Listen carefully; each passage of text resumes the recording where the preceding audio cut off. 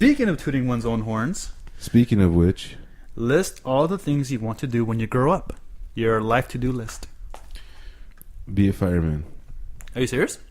When I was little, that was the first thing I wanted to do because for some reason, I think my mom took me to a firehouse and I got to play on the fire engine, and I thought that was the coolest thing. Nice. So I wanted to be a fireman, but then I watched Backdraft, and also like a short time after that, Backdraft. I no longer wanted to be a fireman. Did you go to the studio lot? And I did go to the studio lot and go through that. Nightmare Fuel. I legitimately got scared. Young boy. Did you watch in a burning building. Ladder 49? Is that the movie? Well, Phoenix? Yeah, I did watch Ladder 49 as well. What else? Did you see Fireproof? I did not watch Fireproof. Dang it. I almost had you. But I did watch like both of those 9/11 movies that came out. 93 United or something like that? United 93. United 93, and then I forgot the other one. The other one I think was World Trade Center, and that's the one with Nick Cage. Okay, I didn't see that one. The bad one. I saw the other one, United 93. Was it good? The one thing I remember is the first few scenes, if I recall correctly, because they're like it's showing the intro through like the terrorist perspective, and they're like doing the prayers, they're preparing all the pieces for the equipment, for the explosives and stuff like that, and they were shaving their balls for some reason. Yeah. For what? Like the 72 versions or what? I have no idea. I saw it. I'm like, okay, I'm seeing a guy shave his balls. All right. That was on camera. Well, it wasn't like the. But you understood. They were like cupping their balls and like into the gooch or whatever it's called. What the hell? But I'm questioning if this is a good movie. But I mean, from what I remember, like. I think it captured. Are you sure that you just didn't change the channel by accident to like some gay stuff? No, man, I'm not you. No, I'm pretty darn sure because like I still remember because. Do you think that I'm gonna get ripped on by saying gay stuff? Saying gay? Oh, absolutely, man. Yeah. They hear your voice and be like, "Oh, who's that man?" No, it's not gonna be like a love thing. It's gonna be like what the hell is he ripping on gay guys for? I'm just like. Not ripping on him. I'm just saying I think you flipped to a gay porno. Wait. Oh, wait, is this family friendly? Not anymore. It's supposed to, okay, let's just change it because no. Back to the shaving the balls.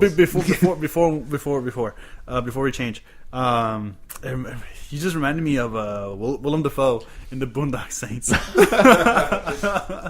I just want to cuddle. My God. There was a firefly.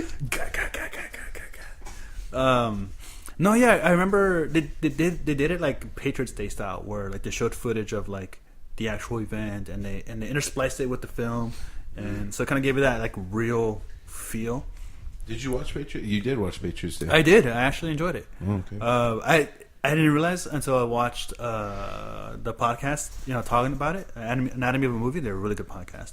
I didn't realize that Mark Wahlberg's character doesn't exist in real life. He's just like the sum of all pieces that fell together.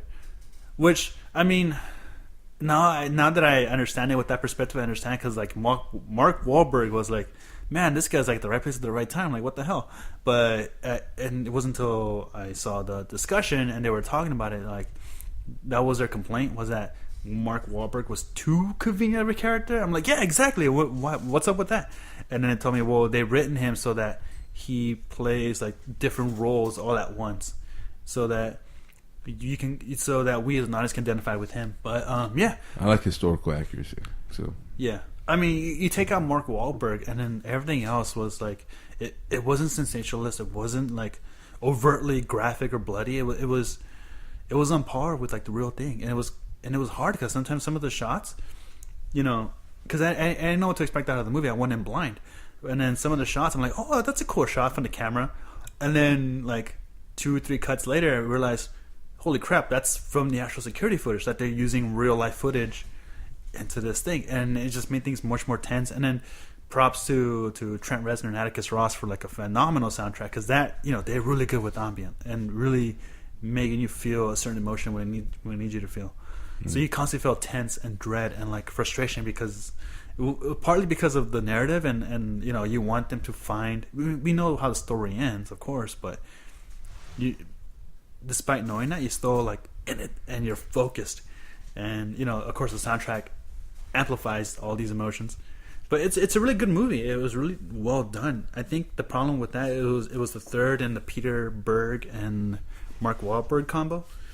What is it? Is it so it's Darkwater Horizon. Deepwater Horizon. That's not the first one. The first one was Lone Survivor, right? Lone Survivor. I keep mistaking that one with American Sniper, but that's with McConaughey or Cooper. It's Bradley Cooper. Cooper. Yeah. First it was Lone Survivor. Then it was Deepwater Horizon. Deepwater Horizon. But, yeah. And then immediately afterwards was not immediately, like 4 months later.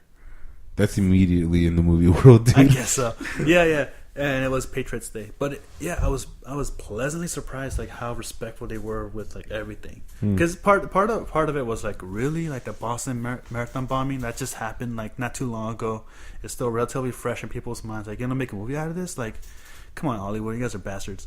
But no, they treated it with love, respect, and care, and they even got some of the survivors from that from that day to like have like mini interviews and kind of talk about their perspectives, what was going on, because you know how like they'll hire actors to play their role. Obviously it's Hollywood, but they were very careful and considerate to capture what was going on in these people's heads as all this was happening, all the confusion, all the worry of losing their kids, and like, is my kid okay? Is she hurt or he hurt, or are they gone? It's really good. Just to be perfectly honest, it never really called my attention. No, I took a chance on it, not because of Peter Berg or Wahlberg, but because of the composers, Atticus and Reznor, or Ross and Reznor. R&R. We all need a little bit of R&R in our lives. Yeah. So, moving on. Oh, yeah. Crap. What was the question?